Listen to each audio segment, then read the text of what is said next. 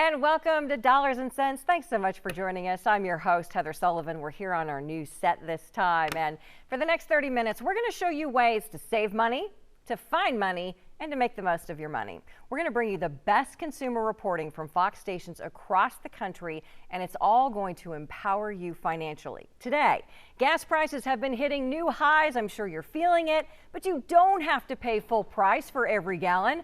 We're going to show you the best ways drivers are relieving some of the pain at the pump. Google Flights has launched a new tool to help you save money on airfare. It's great. Forget having to get up in the middle of the night. That's not going to save you money. Google Flights will tell you when you can actually save the most buying your tickets. And you may be paying private mortgage insurance when you don't really have to. We have the silver lining to this skyrocketing property values that could actually help you cut your monthly payment. And did you forget something when you left a job? 20% of 401k accounts get left behind. We're going to show you how to find and get paid from lost pensions and 401ks.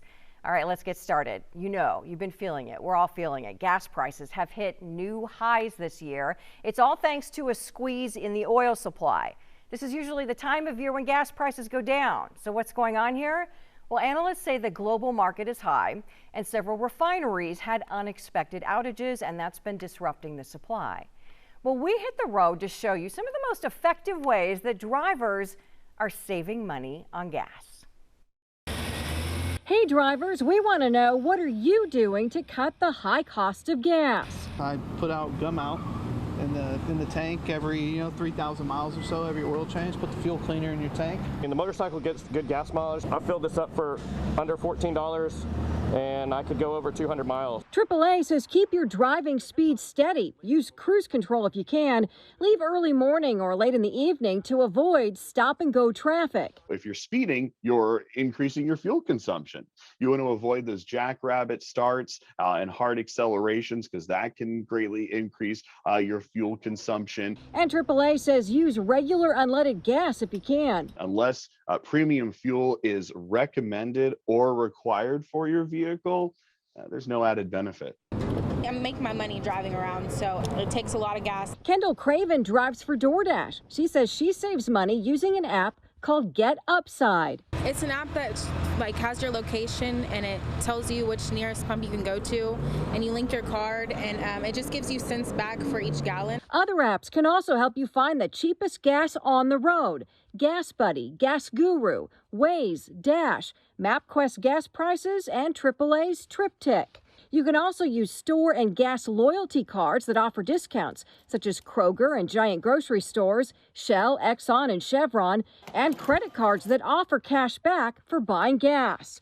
GasBuddy.com now offers a discount gas card, and an app called TrueNow lets you upload gas receipts for cash back. And here's one more tip. The Points guy says you can triple stack your savings. They say you can buy the gas using a Fuel Points card like Kroger, pay for it with the Gas Buddy card, and then upload your receipt to TrueNow. They say they bought $50 worth of gas for $39. So try some of them out. Let us know how it goes. You know, we hear all the time you got to get up at like 2 a.m. in the morning on a Tuesday or a Wednesday to save money booking a flight. That's a myth. You can sleep. You don't have to get up. But timing really is everything, and I want to show you how that actually works. And in fact, Google Flights is going to show you, because they've added a new feature to its flight app, and it helps you save money when you book a flight. Google Flights uses historical trends to show you when flight prices are usually at their cheapest. The information can help you decide whether to book a trip right now, or maybe you want to wait a few months until those prices go down. So you can even receive some notifications when prices for certain dates begin to drop. It's a very useful tool. Now, car buyers have been getting themselves in over their heads recently. We've had the high price of cars, and of course, we've had rising interest rates for loans. And Experian says that the average car payment right now, this is painful, it's $729. That's crazy. And Moody's Investor Services reports the delinquencies have been rising to more than 7% this year. There is a lot of buyer's regret going on. So especially for you Gen Zers, you're kind of new at buying cars. So I want to show you how to figure out how much car you can really afford. Before you race to the car dealer, start with your monthly take-home pay to determine your monthly payment. But a lot of experts say focus around 8 to 10% of your monthly take-home income is what you should be focused on. Cap it there. Of course, if you can get it to be less than that, that would be helpful. If you take home $4,000 a month, 10% is $400 a month for your car payment. Using NerdWallet's car affordability calculator, plug in $400, whether you want a new or used car, the length of the loan, and your approximate credit score. Or get pre-approved through your bank or credit union and find out their percentage rate.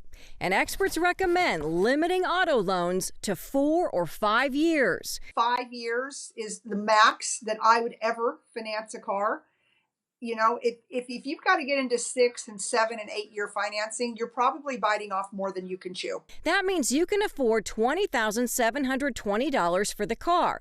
But wait, you can add to that. Also consider how much your trade-in is worth and then how much you can put down toward the vehicle. With a $5,000 trade-in, that's $25,720.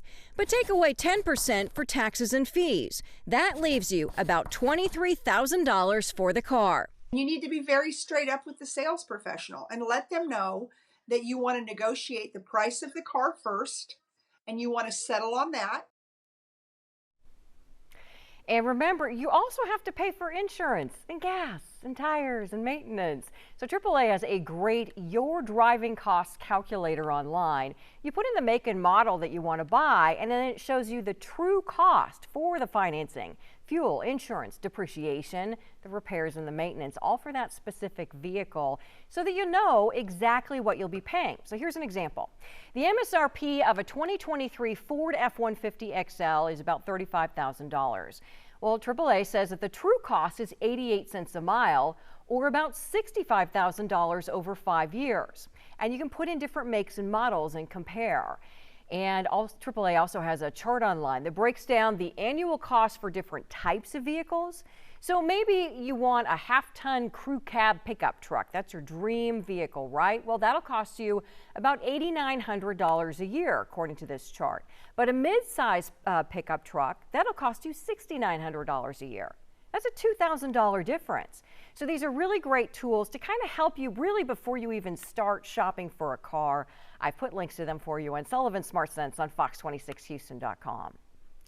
All right, well, we know home prices have soared during the pandemic. It's left many buyers unable to put down the traditional 20% cash on a home. And that means that they're likely paying extra money for PMI, or private mortgage insurance. Well, Fox's Steve Noviello explains how the hot real estate market might actually help you get out of paying it early. Last night was my first night in the house, exactly, yeah. Aaron Shockey's new house has all the things you'd want. A colossal closet. I think this used to be a bedroom. Modern paint colors. This is a midnight blue by Bear. And a great location. I'm in a great solid spot here in Midway Hollow. But it also comes with something you don't want. Private mortgage insurance is your PMI. PMI, or private mortgage insurance, is a fee tacked on by your lender to your mortgage payment each month, an insurance policy for them in case of default when you don't carry a bunch of equity in your house. If you don't have 20% equity in your property, sometimes it's even 22%, you're going to pay a PMI payment. Many people, especially first-time home buyers who don't put much cash down, pay PMI, as much as $125 a month until they've paid down their mortgage. But Aaron, who by the way is also a realtor, I'm at Rogers Healy & Associates, says the market is so hot and prices are climbing so fast that you may already be in a 20% equity position even if you just recently bought. If you bought last summer, I think you might be an opportunity, depending on how much money you put down and depending what location you're in, you might have a good opportunity to get PMI knocked off now. Aaron's street is a perfect example. This house is being renovated, which will increase its value. This one over here just hit the market, smaller than his, but a higher price point. And over there, take a look, already being converted to $1 million property. all of them having an effect on Aaron's value, even though he just bought a couple of weeks ago. I bought this house, I closed on April 1st. It's the silver lining to that property tax appraisal you just got from the county. If the proposed value puts you in a 20% equity position, you could save up to 4 figures a year by dropping PMI, more than enough to pay the tax increase. Your lender's not going to keep track of your PMI and when it falls off. That's more so on the consumer itself. Here's what you do. First, check with your lender to see if they require a certain number of PMI payments regardless of value. If they don't, find the comps in your area to determine your property's value. Think you're there? Order an appraisal. Pay $500 for an appraisal or pay $1,200 to $2,000 over the next year. I mean, I know what I'm choosing. No idea how? Call Aaron. I would love to get PMI knocked off for anybody. Not only is he a new homeowner, but he's also a young, single, and ready to work. In Dallas, Steve Noviello, Fox 4 News. All right. Well, after a feud that lasted for months, Texas lawmakers have sent a massive property tax relief measure to the governor, and the only thing standing in its way right now is you, the voter. So Fox 26 political reporter Greg Grugan does a great job of breaking down the winners and losers of this deal that you'll be voting on this November. These bills represent the largest tax cut in Texas history, and I'm proud of the work we have done to finally deliver this $18 billion of tax relief for our constituents. Following a 7-month pitched battle over how best to divvy up the state's surplus pie, the Texas House is giving final approval to a monster and lasting rebate, sending it to the governor, who's pledged to make it law with his pen. So who are the big winners in this historic property tax relief deal? Well, frankly, millions of average homeowners like me. I'm set to save about $1,400 a year, and even more when I turn 65. It's money folks can use to pay heating or cooling bills, or simply buy groceries. Another big winner, small businesses.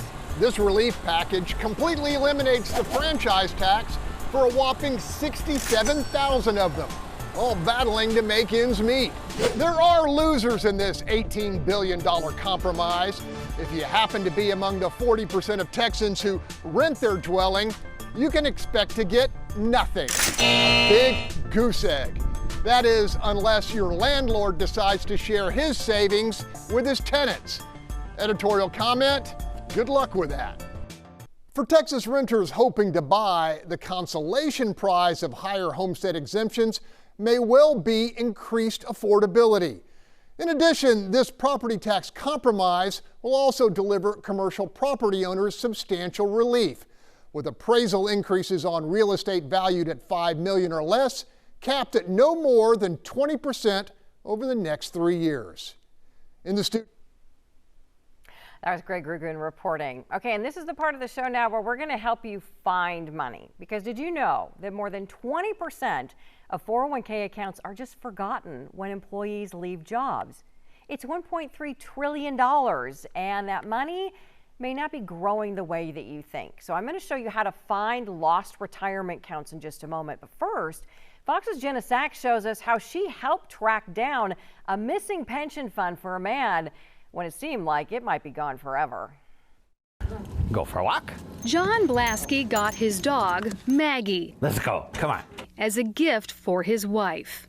Maggie made Paula smile before her death in 2013. Paula Jean Welsh, beautiful woman. Paula had ovarian cancer for 4 years. Before she passed, we made a lot of arrangements for final wishes. That included making John her pension's primary beneficiary. She was highly organized, much more so than I. Today, Paula would be 65. Back in 2010, when she made her plans, Fidelity managed the pension fund. John called Fidelity in October. I was told that they no longer administered the pension plan. Paula was a code writer at Briggs & Stratton. The company filed for bankruptcy in 2020. That meant it could restructure and remain open, but couldn't keep its pension plan going.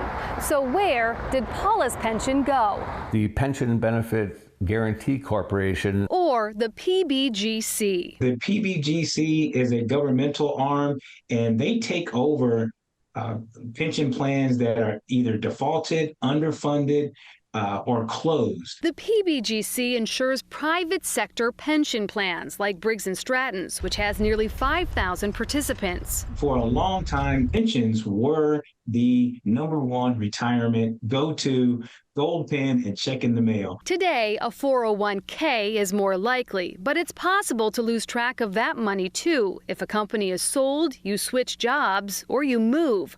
So periodically call past employers. Make sure you're getting any mail about your plan. In today's world where people move around often, sometimes, it's important that the employer knows where you're at. And make sure your beneficiaries are in the know, which brings us back to the money Paula left for John. I was trying to accept the fact that they were a government agency and that nothing really happens fast. The PBGC told John he might wait months for their response. After 10 months, he wrote to Contact 6. About 4 o'clock the same afternoon, I received a call from Washington, D.C. saying, "Oh, we're so terribly sorry.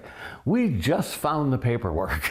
Since then, John got a case manager. He mailed back more documentation and got an application with his payment structure included. $308 a month. A small gift from Paula to John. Come on. One of many exchanged throughout a happy marriage. Every little bit at a time, you know, she's a happy girl, makes a difference. Jenna Sachs for Good Day. Awesome. That is a great look at how to find lost pensions, but you may have some of the $1.3 trillion in forgotten retirement accounts. There are lots of different kinds. So I'm going to show you how to track down the different types of accounts. Did you forget something when you left a job? 25 million 401k accounts have been forgotten, according to rollover platform Capitalize. Maybe you left an old job and forgot to bring it with you. While you may think your money's been growing all this time, sometimes former employees are charged higher fees than current employees. And if the money is under $5,000, the plan administrator could have moved it to an individual retirement account, or IRA, which could also have fees. If the money is under $1,000, they may have sent a check to your last known address, and you may owe taxes on the distribution. So let's find it. Start by contacting your former employer or plan administrator. That's the firm that sent you statements. No luck? There are sites you can search. And there are several databases for unclaimed property. You can search with your social security number to find those things. One is called the National Registry of Unclaimed Retirement Benefits. You can also search the U.S. Department of Labor's Abandoned Plan database. If it's a lost pension, check the Pension Guarantee Corp database of unclaimed pensions. And you can check on freearisa.com. That's an employee benefit data resource. It also maintains a rundown of employee benefit plan paperwork. And users can sign up for free, but they might have to pay for advanced search tools. Another place to check is your state's unclaimed property database. In Texas, it's claimittexas.gov. And a site called missingmoney.com lets you search multiple states. And once you find an old 401k, you can leave it in the same account, but you can't add money. You may want to do a 401k rollover to your current employer's plan or to an IRA, and it won't trigger any taxes. There are a lot of fees out there with a lot of funds out there with a lot of fees that are quite a bit lower. So you may want to look into your options there. And I put links to all of these resources for you on Sullivan Smart Sense on fox26houston.com. Now, with high inflation, we know putting food on the table is getting harder and harder for many families. And yet there are stores and restaurants that end up with leftover food at the end of the day, and it just goes to waste. Well, there's an app for that. There's an app that is bridging that gap, and you can get store and restaurant food for a fraction of the cost. Fox's Sharon Lawson shows us how. Food fuels our drive, our day, and our cravings. But what happens when restaurants and stores have a surplus of products? Our goal is to reduce food waste everywhere that it happens. So it can be convenience stores, it can be bakeries, it can be coffee shops, grocery stores, restaurants. Everywhere has surplus food waste. That's where Too Good To Go comes in. The company was founded in Copenhagen, Denmark back in 2016. The idea for it, not conventional, but very on brand with the app's goal of cutting back on food waste. One of our founders would dumpster dive every night behind grocery stores. So he would literally go and find the food that was getting thrown out from grocery stores that didn't get sold, but was still packaged, perfectly good to eat. The process is much easier and less messy now. The Too Good To Go app lets you browse discounted items from any food selling business trying to get rid of surplus food on any day. All items listed tend to sell for 1/3 of the original cost. You know, if you're a pizza shop and you close at 2 a.m. and you have surplus slices left over at the end of the day, you can be on the app. If it's an early morning coffee shop and you go through your morning rush and not all of your croissants or your sandwiches or your bagels get sold, those can go onto the app. All you have to do is search Too Good To Go in your app store. Download it, sign up, and enter your payment information. You will get a unique code when you reserve the bag. It'll show up on your app home screen. When you go into the store, that will show up as well. You swipe, and then the store sees that code. They find the bag that is associated with that code, and they give it to you. The app launched in Atlanta in July and already has more than 100 businesses on it, one of them Cubanos. I'm a huge believer that I'd rather you come and take advantage of that instead of just throwing it out, right? Just waste. Nobody wanted it. We wasted the food, we wasted the time to create it, and now nobody actually benefits from it. That's Ozzy Yanez, founder and CEO of the Authentic Cuban Restaurant. He says the decision to put Cubanos on the app hits home. I come from a third world country, so a Cuban sandwich would have been, would have made my week, and when I was there. So far, Too Good To Go has saved 4.5 million meals worldwide, 3,000 alone in Atlanta. And it's a really fun thing to kind of check back and see what's happening that's new from your favorite spot, and then also pick up bags because it's always going to be different. So there's a nice little surprise element to opening your bag and seeing what you get as well. Customers save money while eating good quality food, and businesses get back revenue they would have lost throwing food away. If we have things that they're gonna go, it just makes sense. All right, so that was a look at it in Atlanta, but actually the Too Good To Go app is in multiple cities, and it is here in Houston. I reported on it as well, and it's got many participating stores and restaurants, so you can check it out. Okay, we know it is fall, summertime is over, so how are your finances looking? Federal student loans are coming due very, very soon. The holidays are around the corner, and Americans have been racking up credit card debt. So I reached out for some advice on how to reset your finances this fall with Bobby Rebell with Financial Wellness Strategies. Fall is actually a great time. We spend so much time focusing on like New Year's resolutions and intentionality at that time of the year, but the fall is a time when we sort of get that new burst of energy, and it's a great time to actually kind of look back before we move forward, because we do have this track record. We are a little bit past the middle of the year, and we can see how did it go with those New Year's resolutions and those things that we intended to do, and not wait till New Year's. Get on it now, especially when it comes to financial planning, because there's a lot we can do, especially with taxes and just making sure we're on track with things before we get to the end of the year when things sort of catch up with us. So it's a good time to look back and make an assessment. Yeah, I love that idea. Where do you suggest we begin? There's so many things we could look at. So what do we need to pinpoint? So do what is most comfortable with you. I want everyone to sort of speak in their own language. So if what's good for you is to actually go through maybe your credit card bills, if you charge everything, the good news there is you've got an easy track record. If you pay for things digitally, you've got it all there for you, right? You can see where the damage is, but also where the good things are. What have you been doing right? How's that emergency fund going? Is it going well? Well, feel good about that and stay on track, maybe up things. Is your 401k on track? Feel good about that and maybe up the percentage there. Some of us have had disappointments in the stock market. That's tough, but it's a good time to reassess, where am I? Maybe I want to double down. Maybe I want to put more money in because, you know, maybe your dollar will go further, maybe your dollar cost averaging. Just take stock of where you are before you move forward with the actual numbers. And that can be really hard to do because we all don't want to look at the numbers, but take the time. I promise you, in almost every case, people come to me and say, they were much better than I thought. And if they weren't, you're going to be motivated to get back on track before the end of the year. And I keep saying that for a reason, Heather. Okay, yeah, and I hope when I look at mine, I'm one of those people that's like, oh, it's not that bad.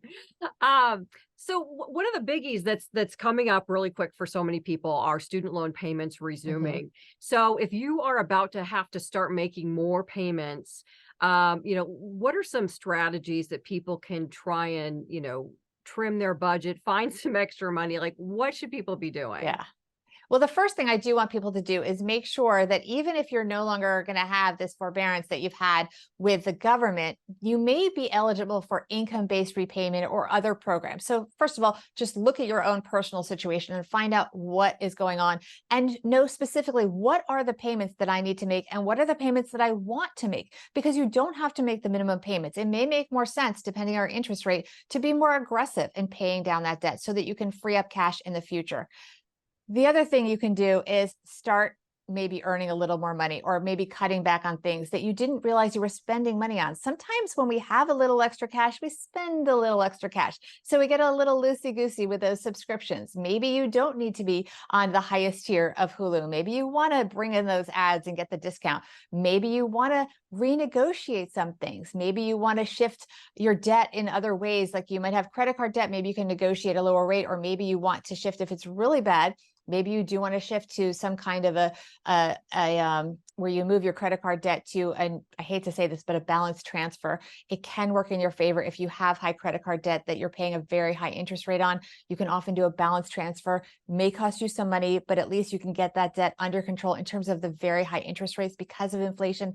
They are so high, but really take a hard look at what's going on in your finances and look at this as an opportunity to do that self-audit and really get back on track. Great advice. Our thanks to Bobbi Rebell with Financial Wellness Strategies. And thank you for joining us. That's our show for this week. You'll find more ways to save always on Sullivan's Smart Sense on fox26houston.com.